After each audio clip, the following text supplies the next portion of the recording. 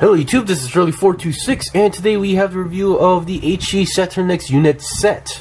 So what I mean by set is that in order to actually complete the set, you need to buy 2 of these boxes that you see in front of you. So if you buy just the Saturnix unit, you only get the armor. So you get the whole armor and then the armor rack part, and then here on the other one you get the Saturnix weapon, which includes the breaker drill and then the plier. I forgot the exact name, but you'll see in a moment. So yeah, I don't want any of my viewers to get confused. I don't want anybody like freaking out on Facebook or YouTube saying that they bought this but they don't have the weapon. Is this a quality control issue or yada yada? That's not the case. You need to buy both in order to finish the set. So it's the same situation as the fake new unit that I did review some time ago.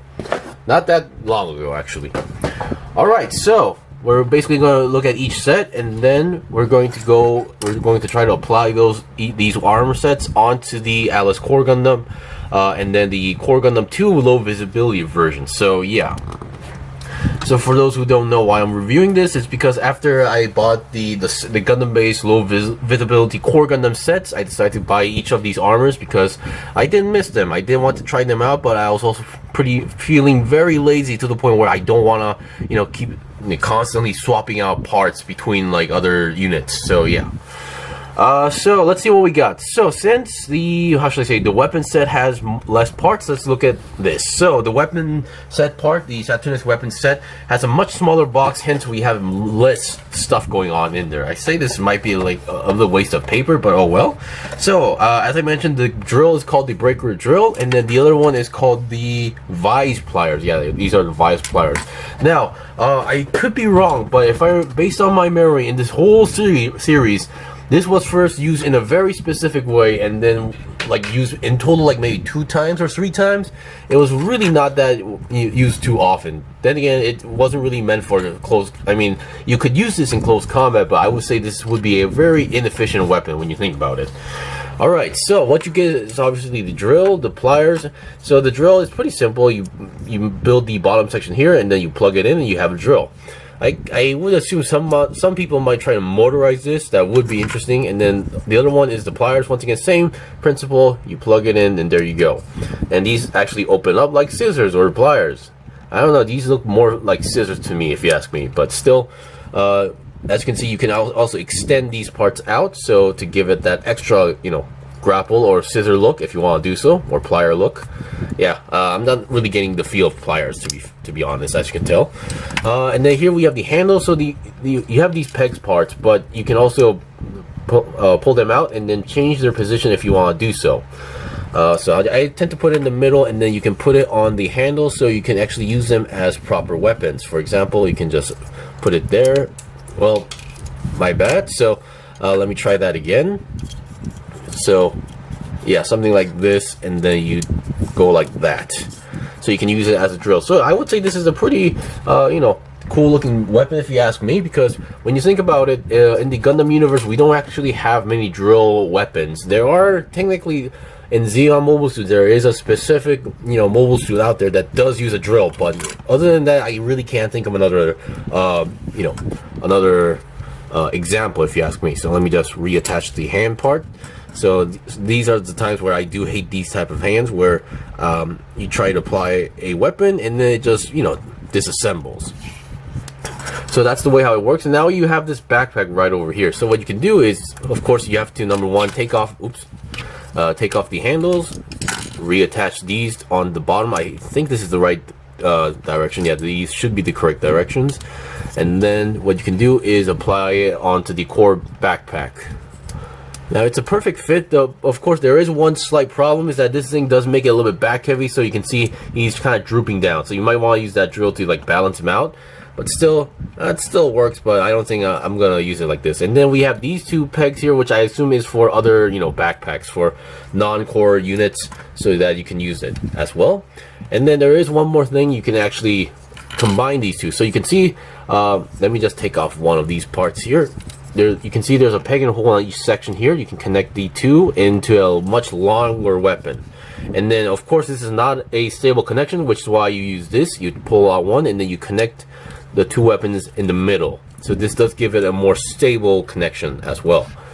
So that's that. So that is pretty much it for the weapon set. Now here is the armor set. So you can actually attach it here like this. Now I do feel like this is a little bit of a stretch, but oh well, it works. Now, like the other previous units, you only get one sticker for the top front head, like right over there, so nothing too special regarding that. In this set, you also do get these hands, single piece hands. So I think right now I'm gonna actually swap out that hand that just disassembled, because for some reason that just really got me angry, like in a really quick moment. So there we go. All right, and then you get another open hand. Now keep in mind, for those who haven't bought any single units of these, you can store the hands on the bottom of the base that is included. So that's a pretty nice small detail if you ask me. Alright, so once again, on the Uraven unit set, I have heard a lot of people having issues where these parts would fall off a little bit easily. That is still a issue if you ask me. The legs tend to fall off, but as long as I like push them in extremely strong, you're good to go. So once again, we have all these parts. So first, we're gonna apply the armor onto the the Core Gundam 2 low visibility version. So I'm not gonna go over articulation because it's pretty much the same as previous units. So I'll be right back. Okay, I'm back. So I applied the armor onto the low visibility version of the Core Gundam 2. Now technically the only thing I'm missing is that shield, but I really hate that shield gimmick because number one, it's not the stable connection ever, and yeah, I just really hated the concept. Now granted, the Core Gundam 2 shield version on the low visibility version seems to be more stable, but I just really don't like that gimmick, so which is why I did not bring it out. Here we have the armor, and yeah, it works pretty well. I think now the color was a black and orange comparison seems pretty good, but the only thing I say would be lacking would be because of the overall color. It's really hard to see. You can see the clear green pieces very well, but you can't really see the eyes that well because of the colors combination. So that's only downside. Now, as far as I know, when looking at the back of the shoulders, these holes are still here. Now, the only time where this was actually relevant based on my collection and experience was the Uraven Gundam, because he had those flying sensors. Seems like these are the exact same parts as those, with the difference of the shoulder outside armor design. So other than that, here the weapons of the Saturnix units sets on the shoulders, and they work pretty well. You can rotate them around and pretty much move any way you want to do so. Of course, if you don't like them, you can always attach these to the hands if you want to do so. So yeah, the only part that I find a little bit odd is that when you put this on the armor rack, you have to rotate the feet like this first, because I just found that a little bit odd. And then number two is that I've noticed that these wheels on the back, now this unit is supposed to be able to like run through the fields with these wheels. These wheels just don't tend to like stay on the correct position. They tend to like pop out, not pop out, but they just like this. They just tend to be in the wrong position, so I have to clip them back in time to time. That's the only odd two parts I found about this kit.